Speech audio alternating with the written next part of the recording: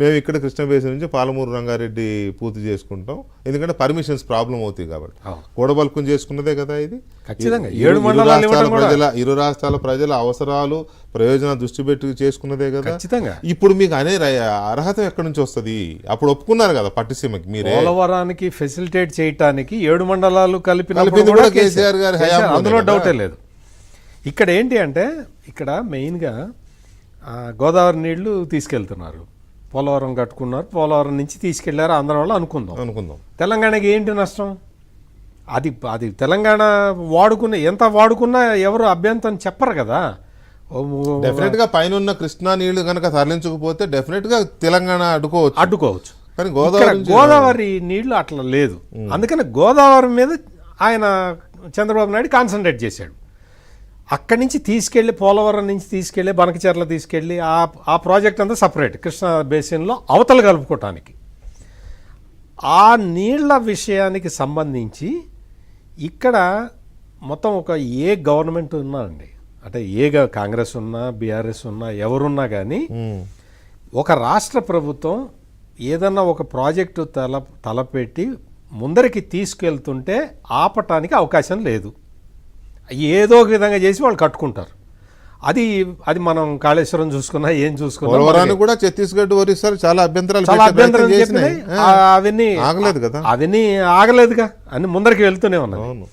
ఇక్కడ ఏంటంటే పొలిటికల్ విషయాలు కొన్ని ఉంటాయి, పొలిటికల్ ఆస్పెక్ట్స్ కొన్నేమో ఈ నీళ్లకి సంబంధించినవి, వీటికి సంబంధించిన ఆస్పెక్ట్స్ కొన్ని ఉంటాయి. ఈ నీళ్లకు సంబంధించిన ఆస్పెక్ట్ని రాజకీయాలకు వాడుకోవటం అనేది అది కరెక్ట్ పద్ధతి కాదు. నీళ్లలో మంటలు పుట్టించాలి, నీళ్లలో మంటలు పుట్టించడం అనేది కరెక్ట్ పద్ధతి కాదు. ఎందుకంటే ఇప్పుడు అన్ని రాష్ట్రాలు కూడా మొత్తం అన్ని ఎట్లా వాటర్ యూటిలైజేషన్ ఎట్లా చేయాలా అనే మొత్తం ఈవెన్ నార్త్ ఇండియన్ స్టేట్స్ కూడా అదే ఆలోచిస్తూ ఉన్నాయి. అందుకని డిస్ప్యూట్స్ రేజ్ చేయటం అనేది అది మామూలు అడ్వాన్స్డ్ థియరీ కాదు. Point number 1. ఇంకా పొలిటికల్ విషయాలకు వస్తే చంద్రబాబు నాయుడిని బూచిగా చూపించి ఇక్కడ తెలంగాణ రాజకీయాలు చేయటం అనేది అది అవుట్డేటెడ్ పాలిటిక్స్ అనేది ఒక ఒపీనియన్.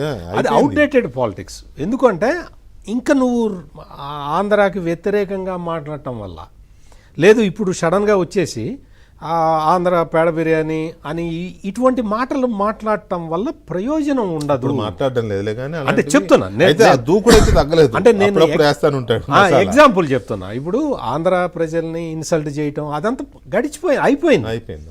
ఉద్యమాన్ని బిల్డప్ చేసుకోవటానికి చేశారు, అందులో తప్పు లేదు.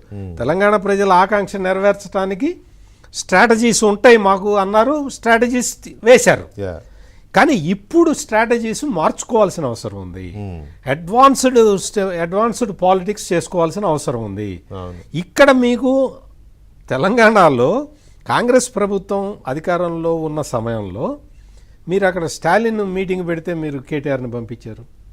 అది మీకు ఎట్లా అది బీజేపీ అడ్వాంటేజ్ తీసేసుకొని వీళ్ళందరూ దాని మీద పెద్ద క్యాంపెయిన్, బందిపోట్లు అందరు కలిశారు, అందరు వెళ్ళి చెన్నైలో కలిశారని చెప్పి మొదలు పెట్టేశారు.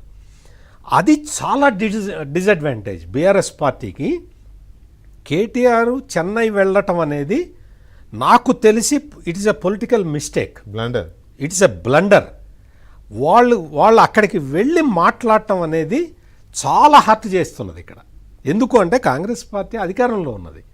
అధికారంలో ఉన్న కాంగ్రెస్ పార్టీతోటి నువ్వు వెళ్ళావు, అక్కడికి వెళ్ళి మాట్లాడొచ్చావు అంటే బీజేపీ అడ్వాంటేజ్ తీసేసుకున్నది, ఆల్రెడీ ప్రజల్లోకి వెళ్తూ ఉన్నది.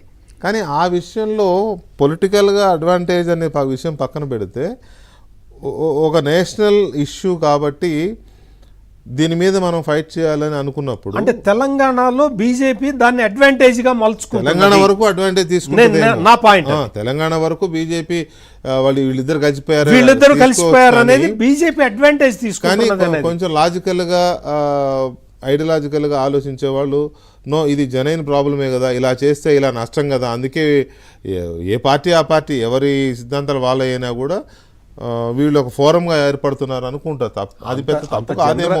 అంత జనరస్ గా ఆలోచించే రాజకీయాలు ప్రస్తుతం అయితే లేవంటారా? ఇక్కడ లేవు, ప్రస్తుతం అయితే లేవు. అంత జనరస్ గా ఎవరు ఆలోచించరు. ఇది కేటీఆర్ చెన్నై వెళ్ళటం అనేది బీజేపీకి వాళ్ళు ఫుల్ లెంగ్త్ లో అడ్వాంటేజ్ తీసేసుకున్నారు.